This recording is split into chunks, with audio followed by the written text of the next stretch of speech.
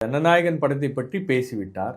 ஜனநாயகன் படத்துக்கு ஆதரவாக பூசி மொழிவி பதிவு போட்ட முதலமைச்சருக்கு ஏதோ ஒரு வகையில நன்றி தெரிவிக்கணும்ன்றாரு.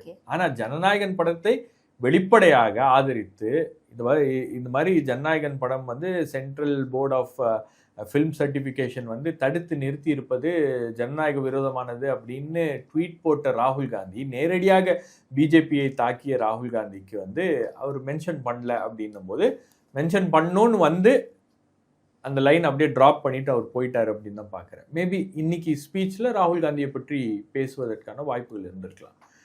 ஏன்னா கடந்த கூட்டத்தில் ஒரு விஷயத்த அவர் பேசினார்.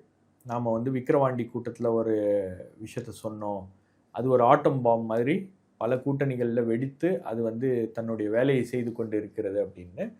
அப்போ அந்த விஷயம் மெட்டீரியலைஸ் ஆகி வந்துடும் அப்படின்றது தான் அது அந்த எதிர்பார்ப்பு.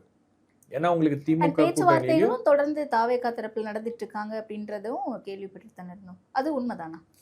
அவங்க அது இல்லைன்னா கிரீஷ் ஏன் சொல்ல போறாரு? ஓகே, நாங்க ரெண்டு பேரும் ஒரு பக்கம் அவங்க திமுகவோட பேசிட்டு இருக்காங்க, திமுகவோட பேசுறது குழு போட்டாங்க, திமுகவோட நடந்த பேச்சுவார்த்தை கொலாப்ஸ் ஆனா மட்டும்தான் அவங்க அடுத்தது அங்க போக முடியும்.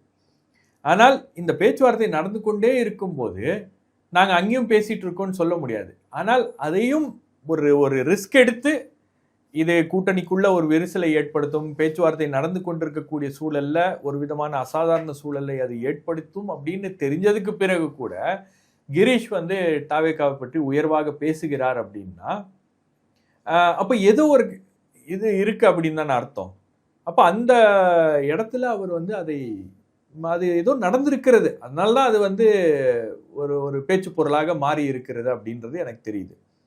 அப்போ இந்த இடத்துல திமுக ரொம்ப ஃபாஸ்ட்டாக லாஸ்ட் மினிட்ல மூவ் பண்ணி அவங்க இந்த பக்கம் காங்கிரஸை கொண்டு வந்தது அப்படின்றது உண்மையிலேயே